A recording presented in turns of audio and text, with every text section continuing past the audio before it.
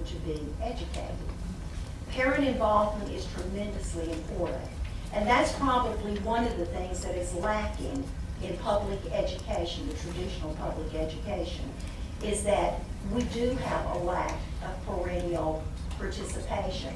It seems that when you're in elementary school, you come. By the time you hit middle school, Representative Loftus, parents quit coming sometimes.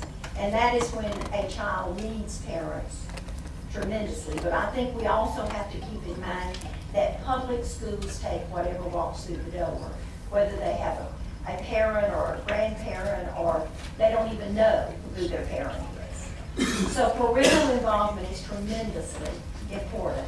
But what this opportunity, this legislation has done is to give us an open dialogue in talking about education and what is best for the young people of this state. Representative Kirschman talked about not just competing with the state, but we're competing internationally. Nobody wants students to be educated better than the people around this table. But we have been one of the weights around public education, we in the legislature.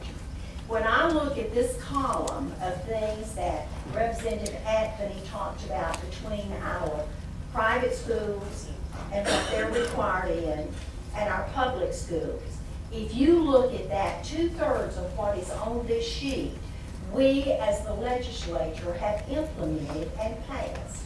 Maybe for good reason, that it was going to be the silver bullet to help move things along. But in many cases, we've been a weight around their neck to move forward.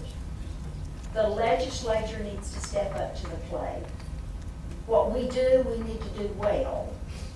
And we need to make sure that what we're doing for public education, the traditional public education, is not continuing to be a weight around their neck. The children should be the center. And this open dialogue should give us the motivation to move forward on addressing the things that's wrong with public education. It's going to be here, no matter how much choice we have in the private sector that will help parents and students who need to have that choice. We still are going to have public education.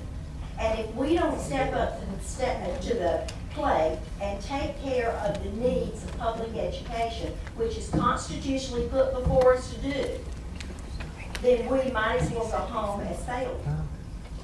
Because we are part of the problem. And whatever the problem is in public education, we need to address today.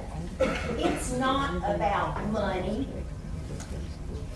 It is about things that are keeping us down in the way of leadership, responsibility, and making sure. Today in the private world, if somebody's not functioning, you can fire them. How long does it take to fire somebody that is not doing a job in the public education system?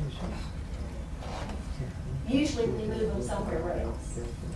Those are problems that we've created through legislation and add-ons to that. So with this opportunity, through this open dialogue of being able to go, and I agree with Representative Skelton in saying we need to have this debate. We need to debate what is right for the children of the state of South Carolina and their parents. As I said earlier, there's only one taxpayer, and that's the taxpayer, the parent of these children. And they should have an opportunity to not only have say-so in where their children go to school, but also how the education is delivered in the state of South Carolina. And we can talk about unions, and we can talk about groups, and we can talk about lobbying groups and all of that. Take them out of the picture. And let's do what is right for the students of the state of South Carolina. Thank you, Mr. Chairman. Any questions, Ms. Allison?